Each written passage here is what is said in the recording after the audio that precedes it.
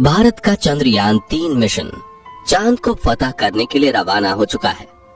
14 जुलाई 2023 के दिन दोपहर के 2:35 पर बाहुबली चंद्रयान-3 ने श्रीहरिकोटा के सतीश धवन स्पेस सेंटर से एक सफल उड़ान भरी और अब चंद्रयान-3 अंतरिक्ष में पहुंचकर धरती के आसपास एलिप्टिकल रूट में एंट्री ले चुका है, जिसमें सफर करते हुए स्पेसक्राफ्ट धीरे धीरे पृथ्वी से दूर और चांद के पास जा रहा है।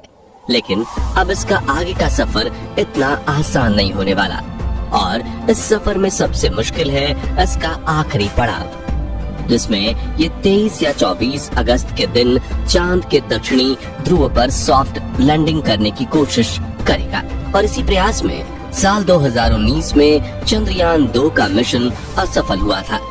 तो अब सवाल आता है कि आखिर क्यों चांद पर जाना इतना भयानक है और नासा के वैज्ञानिकों ने चांद पर ऐसा क्या देखा कि 70 दशक में चांद पर जीत हासिल करने वाले नासा ने अचानक से अपने सारे मून मिशंस बंद कर दिए। इस वीडियो में हम चांद से जुड़ी इन्हीं रहस्यमयी बातों से पर्दा उठाएंगे, साथ ही आपको चंद्रयान-3 के बारे में भी कुछ नया और अनोखा बताएंगे।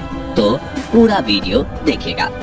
दोस्तों, सतह से चंद्रमा की पूरी तरह से गोलाई दिखाई देती है, लेकिन वास्तव में चांद भी पृथ्वी की तरह अंडाकार है। चांद की सतह पर बेहद स्थिर और हल्का वायुमंडल मौजूद है।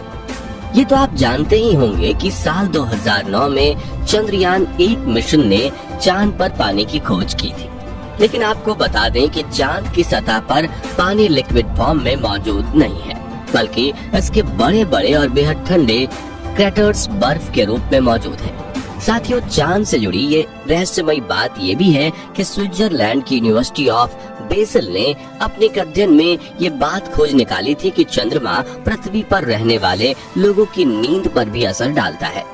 कहा जाता है कि जहां अमावस के दिन लोग काफी अच्छी नींद कर पाते हैं, वहीं पूर्णिमा पर उन्हें कम नींद आती है। हालांकि विज्ञान ने इस बात को पूरी तरह से एक्सेप्ट नहीं किया और आज भी कुछ वैज्ञानिक इस बात पर अध्ययन कर रहे हैं।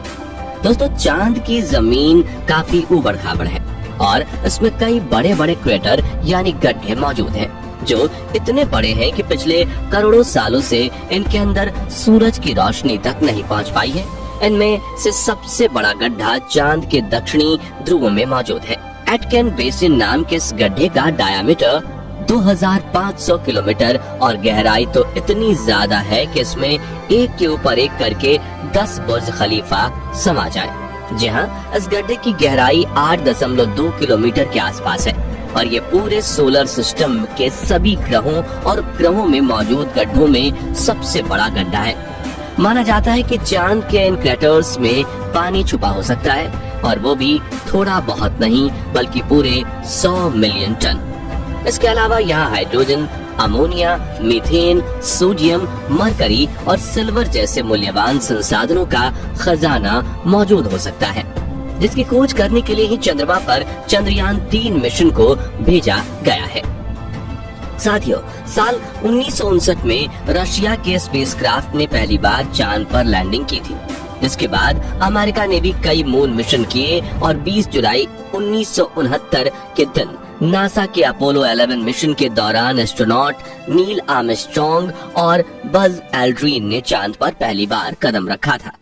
जिसके बाद नासा ने कई मून मिशन किए थे और अपने कुल 12 एस्ट्रोनॉट्स को चांद पर भेजा।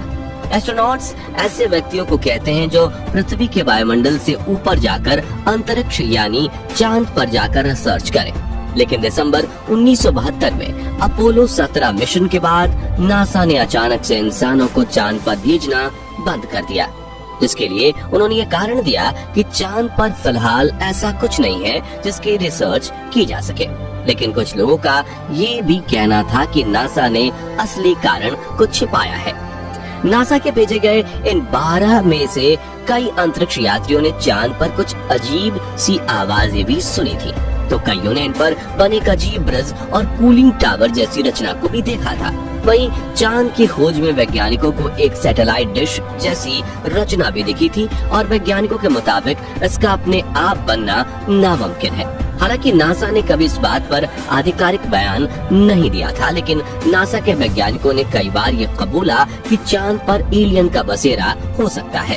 खैर, चांद पर एलियन हो सकते हैं या नहीं, इस बारे में अपनी राय हमें कमेंट में आप बता सकते हैं। फिलहाल यहाँ सबसे ज्यादा गौर करने वाली बात ये है कि ये सभी मिशन चांद के उत्तरी ध्रुव पर किए गए थे, जहाँ पर लैंडिंग करना चांद के दक्षिणी ध्रुव के मुकाबले काफी ज्यादा आसान माना जाता है। लेकिन साल 2019 में भारत के चंद्रयान 2 ने चांद के दक्षिणी ध्रुव पर सॉफ्ट लैंडिंग करने की कोशिश की थी और अपने इस प्रयास में चंद्रयान 2 का लैंडर विक्रम बुरी तरह से असफल हुआ था। लेकिन आखिर चांद का दक्षिणी ध्रुव इतना खतरनाक क्यों है, आइए जानते हैं। सबसे पहले तापमान की बात करें तो चांद के दक्षिणी ध्रुव में कई ऐसे बड़े बड़े गड्ढे यानी क्रैटर्स हैं जहां करोड़ों सालों से सूरज की धूप नहीं पहुंची, और सूरज की धूप न पहुंचने का सीधा सीधा मतलब है तापमान का ठंडा होना। इसलिए कई बार दक्षिणी ध्रुव का तापमान -230 डिग्री सेल्सियस तक पहुंच जाता है। ऐसे में किसी भी इंसान का स्पेसक्राफ्ट से बाहर निकलना तो छोड़ो, खुद स्पेसक्राफ्ट के लिए भी ऐसे वातावरण में काम करना मुश्किल है। इतने कम तापमान में कई बार स्पेसक्राफ्ट पर लगे इंस्ट्रूमेंट चलना बंद हो जाते हैं। वहीं सूरज की रोशनी ना पड़ने की वजह से चांद के दक्षिणी ध्रुव के कई हिस्सों में काफी ज्यादा अंधेरा है, जिस वजह से चांद के ऑर्बिट में घूम रहे नासा, रशिया और इसरो के ऑर्बिटर्स भी वहां के काफी हिस्सों को ठीक से नहीं देख पाए। यानी कि उन हिस्सों में क्या हो सकता है ये किसी को नहीं पता। ऐसे में वहां जाना सबसे बड़ी चुनौती है। इसके अलावा चांद के दक्षिणी ध्रुव की जमीन उत्तरी ध्रुव से ज्यादा उबड़ खाबड़ है, पर यहाँ पर कुछ सेंटीमीटर से लेकर 2500 किलोमीटर तक के बड़े बड़े गड्ढे हैं। ऐसे में रिसर्च के लिए किसी भी रोवर को यहाँ चलाना हो तो काफी सावधानी बरतनी पड़ती है, और अगर रोवर किसी बड़े क्रैटर में गिर गया तो उसे वहाँ से निकालना लगभग नामुमकिन हो जाएगा और रिसर्च मिशन भी फेल हो जाएगा। इस बात को ध्यान में रखते हुए इसरो ने चंद्रयान 3 के प्रज्ञान रोवर में सेंसर्स और नेविगेशन कैमरास लगाए हैं। अब सवाल आता है कि चंद्रयान 2 का विक्रम लैंडर चांद की सतह पर सॉफ्ट लैंडिंग करने में क्यों फेल हुआ था। तो बता दें कि इसरो के मुताबिक धरती से चांद की दूरी करीब 3,84,400 किलोमीटर है। ऐसे में इतनी दूरी पर लैंडर से डीप स्पेस कम्युनिकेशन बनाए रखना काफी मुश्किल होता है, क्योंकि इतनी दूरी पर रेडियो सिग्नल्स वीक हो जाते हैं और एंटेना से बहुत ज्यादा बैकग्राउंड नॉइज आता है। साथ ही अपनी कक्षीय गति यानी कि ऑर्बिटल मोशन की वजह से चांद लगातार अपनी पोजीशन बदलता रहता है। ऐसे में तय की गई लैंडिंग साइट पर पहुंचने के लिए लैंडर को भी सही मोशन पकड़े रहना पड़ता है।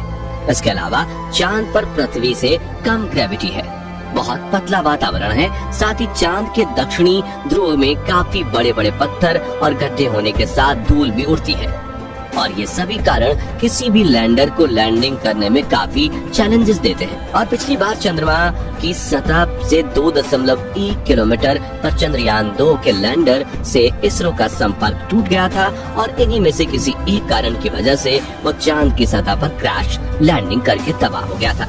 लेकिन पिछली बार आई मुसीबत से सीख लेकर इसरो ने चंद्रयान 3 के लैंडर विक्रम को पहले से ज्यादा एडवांस्ड और पावरफुल बनाया है। जैसे कि चंद्रयान 2 के विक्रम लैंडर में 5 थ्रस्टर्स थे, लेकिन चारों तरफ सही संतुलन बनाए रखने के लिए चंद्रयान 3 के लैंडर में बड़े और एडवांस 4 थ्रस्टर्स लगाए गए हैं।